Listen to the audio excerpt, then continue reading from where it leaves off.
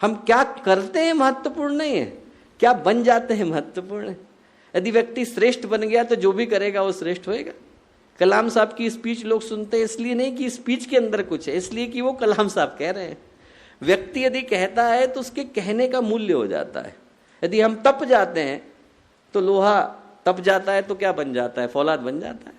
वही धातुएं खदान के अंदर से निकल करके आती हैं तो कोई मूल्य नहीं होता, कबाड़ी उठा के ले जाता है। पर उसी लोहे को हमने तपा दिया है तो फौलाद बन गया। दूध को तपा देते हैं घी बन जाता है, सोने को तपा देते हैं तो कंचन बन जाता है, कोयले को तपा देते हैं हीरा बन जाता है। उस तपने के बाद चीज की गुणवत्ता और मूल्य बढ़ जाती है। हम अपनी गुणवत्ता को बढ़ाएं, हम हमारे अंदर वो आईएसओ का स्टैंडर्ड लगा करके अपने आप को आगे लेके चल रहे हैं कि साहब इस व्यक्ति का स्टैंडर्ड थोड़ा बढ़ गया है, इसके अंदर का व्यक्तित्व तप गया है, इसके अंदर अब वही वाली लोहे की नहीं रह गई है, इसके अंदर अब जो है इस्पात आ गया है, इसके अंदर जो है अच्छे से स्टील आ गया है, इस व्यक्ति के अंदर व्यक्तित्व के अंदर वजन आ गया है। और वो आता है यदि व्यक्ति नवरात्रि की ऊर्जा को गंभीरता के साथ धारण कर पाने की स्थिति में होता है। यदि हम लोग हीरा बन जाते हैं दोस्तों तो जौहरी अपने आप हमें ढूंढ लेता है। जौहरी को ढूंढने के लिए कहीं जाना पड़ता नहीं। व्यक्ति को मूल्य को बढ़ाने की आवश्यकता है। एक प्यारी कथा आती है, भारत में बड़े प्रसिद्ध संत हुए, उनके यहाँ पर अनेकों लोग आते थे उनका शिष्य बनने के लिए। तो उनका एक शिष्य था, उसका नाम था श्रीधर। उनने श्रीधर को, और श्रीधर क्या करता था, घर में झाड़ू लगाता था। तो उनने जो है झाड़ू लगाने वाले श्रीधर को अपना वो बनाया उत्तराधिकारी। लोगों को लगा कि अरे साहब क्या गलती हो गई। 20 साल के बाद वही श्रीधर वेदांत के सबसे बड़े आचार्यों में गिने गए, श्रीधर आचार्य कहलाए। तो श्रीधराचार्य अपने गुरु के पास गए, चरणों में झुके, बोले कि साहब आपने मेरे अंदर ऐसा क्या देखा जो आपने मेरे को इतनी बड़ी जिम्मेवारी दी। उनके गुरु थे, उनने उनको एक हीरा दिया। बोले एक काम कर बेटा, तू बाजार में जा, लोहे वाले से इसका दाम पूछना, सब्जी वाले से पूछना, कपड़े वाले से पूछना और जौहरी से पूछना, फिर मुझे आके बताना। गया वो, लौट के आया, क्या बोला? बोले लोहे वाला तो 10 रुपये दे रहा था, सब्जी वाला 15 रुपये दे रहा था, कपड़े वाले ने 20 रुपये दिए। जौहरी ने क्या कहा? जौहरी ने कहा दुकान भी बिक जाएगी तब भी इसका मूल्य नहीं दे सकता हूँ। बोले बेटा हीरे को देखने के लिए जौहरी होना जरूरी है। आप हीरे बन जाते हैं तो कहीं ना कहीं से जौहरी आपको ढूंढने के लिए आ जाता है। व्यक्ति के अंदर हीरा बनने की योग्यता होनी चाहिए। जब आचार्य शंकर थे, उनके न जाने कितने शिष्य थे। आप सोचो आचार्य शंकर से बड़ा तो कोई भी नहीं रहा होगा, और उनके शिष्यों में अनेकों थे। उनके शिष्यों में से एक कौन थे? सनंदन। कपड़े धोते थे और उनका सब घर की सफाई किया करते थे। तो आचार्य शंकर ने कहा जोशी मठ में, यहाँ से ज़्यादा दूर की घटना नहीं है, वहाँ पर उनने कहा कि देखो भगवान की स्तुति करनी है, परीक्षा आज के दिन में उत्तराधिकारी बनाने जा रहा हूँ। बोले उत्तराधिकारी बनने के लिए एक ही योग्यता चाहिए, क्या? त्रोटक छंद के अंदर आप भगवान की स्तुति को करो। सबसे कठिन छंद माना जाता है। सारे के सारे लोगों ने बहुत प्रयत्न किया। आचार्य शंकर बोले रुक जाओ, अभी सनंदन नहीं आया है। तो सब बोले सनंदन आके क्या करेगा, वो तो कपड़े धो रहा है, गंगा जी के किनारे बैठा है, वो आ भी गया तो क्या कर लेगा, उसको कौन सा, उसको त्रोटक तो बोलना भी नहीं आता। वो आए, आने के बाद गुरु ने कहा, अब चूंकि गुरु ने कहा तो उन्होंने कहा गुरुदेव का आदेश है तो मुझको बोलना पड़ेगा। उनने भगवान का ध्यान किया कि मुझे तो त्रोटक छंद आता नहीं, आप ही आशीर्वाद दीजिए। उनके मुंह से त्रोटक छंद में ऐसी स्तुति निकली जिसको वैराग्य की, वेदांत की सबसे अप्रतिम स्तुति कहा जाता है। उसके बाद से नाम पड़ा त्रोटकाचार्य। ये निकल गया तब भी लोगों को भरोसा नहीं हुआ। उनको लगा हो सकता है कि यार शंकराचार्य ने ही, स्वयं गुरु ने कुछ इनको वो दे दिया हो, विशेष ज्ञान दे दिया हो। उन्होंने कहा कोई बात नहीं, ऐसा करते हैं गंगा जी की उस तरफ चलते हैं, दोबारा से इस प्रयोग को करके देख लेते हैं। तो सारे के सारे लोग जो है गंगा जी के उधर जाने लगे। गंगा जी में बाढ़ थी, जोशी मठ में वैसे ही गंगा जी का प्रबल प्रवाह है। तो बोले कि जाने के लिए तो वहाँ तक जाना पड़ेगा, कोटेश्वर तक, वहाँ से ही नदी हम लोग पार कर पाएंगे। तो बोले नहीं, सीधे जाना है उस तरफ, सीधे कौन चल सकता है। तो अब सीधे कौन चलेगा, सबके चेहरे थोड़े से उतर गए, सीधे कैसे जाएंगे गंगा जी के अंदर। सनंदन ने कहा अरे गुरु का आदेश है, जाना है, चल दिए। जहाँ जहाँ पैर रखते वहाँ पर गंगा जी के अंदर से कमल निकल आते। उनको पूरा भार जो है वहन करके गंगा जी उस तरफ ले गई। उसके बाद से पद्म पादाचार्य कहलाए, पैरों के अंदर से कमल निकल आए। तो यदि व्यक्ति के अंदर योग्यता होती है तो मुंह से त्रोटक छंद भी निकलता है और पैरों के नीचे कमल भी निकलता है। साधना का उद्देश्य है वो क्या? उन प्रारब्ध कर्मों को दग्ध करना जो अभी तक फलित नहीं हुए, जो स्वरूप पाने वाले हैं, उन सारे बीजों को पहले ही जला देना। और इससे कोई संबंध नहीं है कि हम लोग जीवन के किस मोड़ पर है। हमारी उम्र कुछ भी हो सकती है, पर अगला जीवन तो हमारे सामने है। आज जिन चीजों को हम दग्ध करने जा रहे हैं वो अनंत यात्रा में, आत्मा की अनंत जन्मों की श्रृंखला की यात्रा में कभी न कभी तो स्वरूप पाने वाले हैं। तो यदि व्यक्ति उनको जलाता चला जाता है तो आने वाले भविष्य को निखारता चला जाता है। और वो जो ऊर्जा है वो लौट करके आती है। जितनी जरूरी है कर्म को दग्ध करने के लिए उतनी लगती है, और बाकी की आकर के व्यक्ति की गुणवत्ता को बढ़ाती है। कितनी ऊर्जा की आवश्यकता है प्रश्न उभरता है। तो कुछ बीमारियां तो ऐसी हैं दोस्तों जिनके लिए आप 2 दिन गोली खाओ ठीक हो जाते हैं, और कुछ ऐसी हैं कि आदमी को जिंदगी भर खानी पड़ती हैं। डायबिटीज है, ब्लड प्रेशर है, लिपिड की बीमारी है, अब जिंदगी भर गोली खानी पड़ेंगी। तो जो प्रारब्ध कर्म है उनके लिए तो व्यक्ति को अनवरत प्रयत्न करना पड़ता है। जो सिर्फ फलित संस्कार है उनके लिए कुछ दिनों की साधना पर्याप्त हो जाती है। महादशा आने वाली है, 6 महीना पहले प्रयत्न किया जाए तो उसको थामा जा सकता है। बीच की है तो आप 3 महीने के प्रयत्न से थाम सकते हैं, और यदि प्रत्यंतर है तो आप 15 दिन के प्रयत्न से थाम सकते हैं। प्रश्न इस चीज का है कि उसके लिए प्रयत्न कितना पहले शुरू किया गया। जितना पहले किया गया उतना उसके वेग को थाम पाना संभव हो पाता है। और वो करने के लिए इस संसार में ऊर्जा कहाँ से आती है? 2 ही तरीकों से आती है। पहला, जो हमारे ऊर्जा को बिखेरने वाले साधन है उनको व्यक्ति रोकता है। आपके पास पैसा है तो पैसे को इकट्ठा करने के 2 तरीके हैं। या तो आदमी पैसे उड़ाने के तरीके को कम करे, या पैसा कमाने के तरीकों को ज्यादा करे। हमारी यदि थाली के अंदर छेद है तो हम कितना भी पानी डालेंगे नीचे से निकल जाएगा। बाल्टी को यदि आदमी उससे भरने की कोशिश करे जिस लोटे के अंदर तली नहीं है तो कभी भर नहीं पाएगा। एक तरफ का मार्ग तो वो है जिससे उस ऊर्जा को रोका जाता है जिसका क्षय संभव है, और एक मार्ग वो है जिसके माध्यम से उस मार्ग को खोला जाता है जहां से ऊर्जा आ सके। और ये दोनों मार्ग क्या कहलाते हैं? एक का नाम है तप, दूसरे का नाम है तितीक्षा। तितीक्षा का उद्देश्य है उन चीजों को रोकना जहां से ऊर्जा का क्षय संभव है।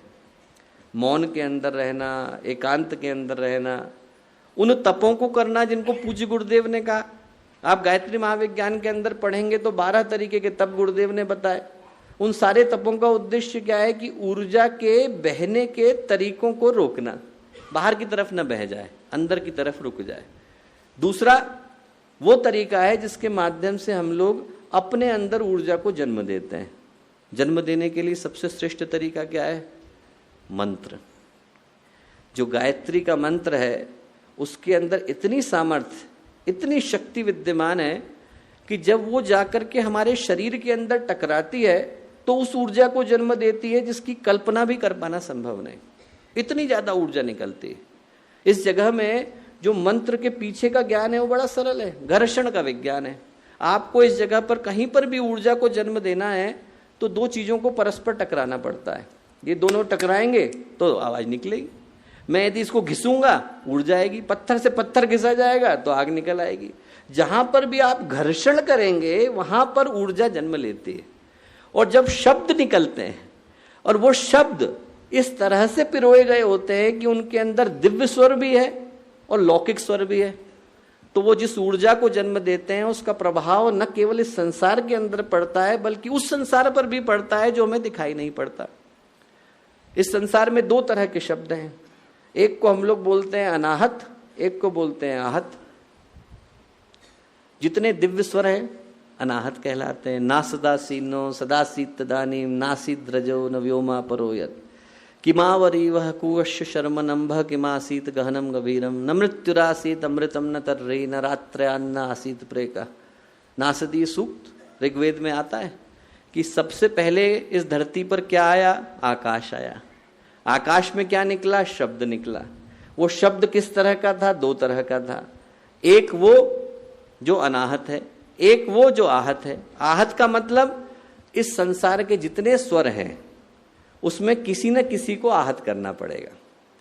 मेरी जो जीभ है वो तालू से जाकर टकराएगी तो आवाज निकलेगी, दोनों हाथ टकराएंगे तो ताली आएगी, ये टकराएगा तो चुटकी आएगी, पर किसी न किसी को किसी न किसी से टकराना पड़ेगा, तब जाकर इस संसार के सारे शब्द निकलते हैं। ये क्या कहलाते हैं? आहत, लौकिक, इस लोक के अंदर बने।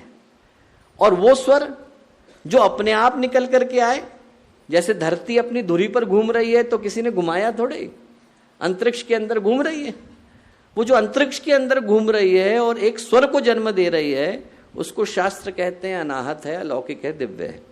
और ऐसा दिव्य स्वर कौन सा है? ओम। इसीलिए वर्णमाला में उसको हटा करके रखा गया। जब उस ओम को हम लोग बोलते हैं, उसके बाद दो चीजें जरूरी हो जाती हैं, बीजाक्षर होना चाहिए और मंत्राक्षर होना चाहिए। जो बीज अक्षर हैं, भू, भुवः, स्वः, उनका क्या अर्थ है? भू का मतलब भूलोक, भुवः का मतलब भुवन, आकाश, स्वः का मतलब स्वर्गलोक, सुवह। ये तीनों लोकों तक इस मंत्र की ऊर्जा पहुंचे। ऐसा कोई क्षेत्र शेष नहीं रह गया जहां तक इस मंत्र की आवाज नहीं जाएगी। हमने परमात्मा को पुकारा और दिव्य स्वर के माध्यम से ये कहा कि सारे लोकों तक इस मंत्र का प्रभाव पहुंचना चाहिए। फिर लौकिक स्वर आते हैं, तत्सवितुर्वरेण्यं भर्गो देवस्य धीमहि धियो यो नः प्रचोदयात्। और ये जो लौकिक स्वर हैं वो ऋषि के द्वारा देखे गए, विश्वामित्र के सामने घटे, धरती पर अवतरित हुए, वैदिक ज्ञान को लेकर के आए। ऋषियों ने लिखा नहीं, ऋषियों के सामने इनका अनावरण हुआ, पर्दा खुल गया, सत्य प्रकट हो गया, उद्घाटित हो गया और वहां से आया। अब जब ये शब्द हमारे मुंह से निकलते हैं, शब्द ने जन्म लिया तो क्या होता है? शरीर से ऊर्जा निकलती है। जैसे ही ये टकराएंगे तो यहां से तरंगे निकलेंगी, तरंगे निकलेंगी तो कहां जाके टकराएंगी? पहला तो शरीर की ग्रंथियों में टकराएंगी, थायराइड में टकराएंगी, पीनियल में टकराएंगी, पिट्यूटरी में टकराएंगी, लिवर में टकराएंगी, एब्डोमेन में टकराएंगी। जहां टकराएंगी वहां पर क्या करेंगी?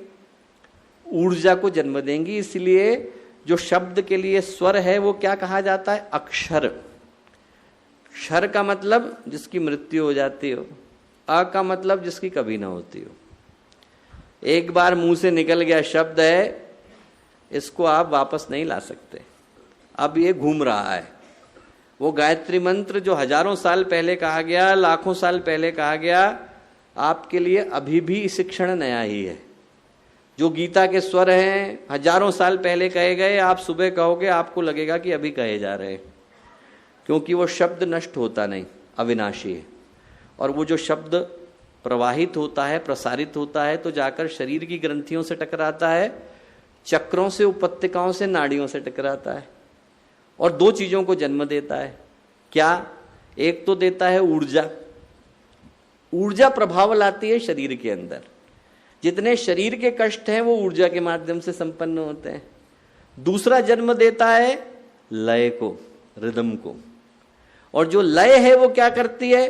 मनुष्य के हृदय में भावों को पैदा करती है। एक शरीर को संभालता है, एक मन को संभालता है, और इसके आधार पर परिणाम निकल करके आता है। जो इसके पीछे का विज्ञान है वो बड़ा अद्भुत विज्ञान है कि वो जो मंत्र हमने बोला गायत्री का, वो प्रवाहित हो जाता है। इसीलिए दशरथ जो है वो शब्द भेदी बाण के माध्यम से श्रवण कुमार के ऊपर चला देते हैं। इसीलिए आदित्य हृदय स्तोत्र होता है तो भगवान उसके माध्यम से रावण की नाभि पर प्रहार कर देते हैं। इसीलिए अथर्ववेद के मंत्रों के माध्यम से चाणक्य घनानंद को पद्दलित कर देते हैं, क्योंकि वो जो मंत्र निकलते हैं तो वो वैसे ही प्रभाव छोड़ करके आते हैं जैसा इस जीवन के अंदर, स्थूल जगत के अंदर हमें दिखाई पड़ता है। हो सकता है हमें पता हो सकता है न पता हो। जब गुरुदेव ने स्काई लैब को गिरने से रोका धरती पर, तो उस समय में जितनी सृष्टि की देव शक्तियां थीं, उनने अपने अपने मंत्रों को धरती के ऊपर केंद्रित किया था गुरुदेव के आवाहन पर। वो सारे के सारे मंत्र आकर के खड़े हो गए। जो मंत्र आपको, हमको लगता है जैसे यज्ञ पुरुष के रूप में जाते हैं, वैसे ही मंत्र देवता के रूप में जाने जाते हैं। इनके अपने रंग हैं, इनके अपने वर्ण हैं, इनके अपने आयुध हैं, इनके अपने वाहन हैं। ये लगभग वैसे ही हैं जैसे हमारे शरीर हैं। और यदि इनको कह दिया गया और भगवान शिव ने कह दिया है कि हमारे मंत्र को वहां पर जाकर के प्रतिष्ठित होना है, तो मंत्र तब तक वहां खड़ा रहेगा जब तक उसको वापस आने के लिए नहीं कहा गया है। और वो पूरी सुरक्षा को जन्म देता है। गुरुदेव ने आवाहन किया, नहीं तो धरती उसी समय में नष्ट हो गई होती। गुरुदेव ने आह्वान किया, सारी देव शक्तियों ने अपने अपने मंत्रों को धरती के ऊपर प्रतिष्ठित किया, इस आशय के साथ प्रतिष्ठित किया कि धरती के ऊपर वो संकट ना आए। मंत्रों के अंदर इतनी शक्ति है। ये जो अनुष्ठान का विज्ञान है, प्रारब्धों को काटने का, दुष्कर कर्मों को काटने का विज्ञान है। ऊर्जा जाती है, उन बीजों को दग्ध करके आती है जो कर्म कभी फलित हो सकते थे। जो बच जाती है आकर के हमें तपाती है। उसके आधार पर दो ही चीजें रह जाती हैं, या तो ऊर्जा को बचाएं या ऊर्जा को पैदा करें। बचाने के लिए तितिक्षा का पथ है, पैदा करने के लिए तप का पथ है। जो तप का पथ है वो मंत्र के माध्यम से ऊर्जा को जन्म देता है। मंत्र के लिए शब्द महत्वपूर्ण है। शब्द निकला तरंगों के रूप में जाता है, जहां टकराएगा वहां विस्फोट करता है, विस्फोट करेगा तो ऊर्जा जन्म लेती है, लय भाव जन्म लेते हैं, मनुष्य के अंतःकरण को बदलते हैं, मनुष्य के शरीर को और मन को और व्यक्तित्व को सुरक्षित करते हैं। जो इसके पीछे का विज्ञान है बड़ा अद्भुत विज्ञान है। और इसीलिए बार बार कहा जाता है कि जब साधना करे तो व्यक्ति पूर्ण एकाग्रता के साथ करे। जितनी हमारी एकाग्रता लगती है उतना ही ज्यादा तीव्र परिणाम निकल करके आता है। दिखता नहीं है पर उसके परिणाम को काट पाने की व्यवस्था इस संसार में और किसी के पास है नहीं। अंतिम कथा सुना करके बात को समाप्त करूंगा। माधव निदान आयुर्वेद में एक बड़ा प्रसिद्ध ग्रंथ आता है, माधवाचार्य ने लिखा। उनने गायत्री के महापुरुष चरण करे 12, उनको लगा कि शायद परिणाम नहीं आ रहा है। आप सोचो 12 पुरुष चरण करने के बाद उनको लगा कि शायद परिणाम नहीं आ रहा है। काल भैरव की उनने साधना शुरू करी। 2 ही 3 दिन हुए कि भैरव सिद्ध हो गए। आवाज आई कि जो मांगना है मांगो। माधवाचार्य ने कहा कि कौन बोल रहा है? बोले मैं भैरव बोल रहा हूँ। कहाँ हैं आप? दिख नहीं रहे। तुम्हारे पीछे खड़ा हूँ। तो पीछे क्यों खड़े हैं, सामने क्यों नहीं आ रहे? बोले नहीं, गायत्री का तप करने से तुम्हारे चेहरे पर इतना तेज है कि मैं तुम्हारे सामने नहीं आ सकता। माधवाचार्य बोले कि जब आप सामने नहीं आ सकते तो इच्छाएं कैसे पूरी करेंगे? वापस लौटे। जो गायत्री के पुरुष चरण छूट गए थे उनको पूरा किया।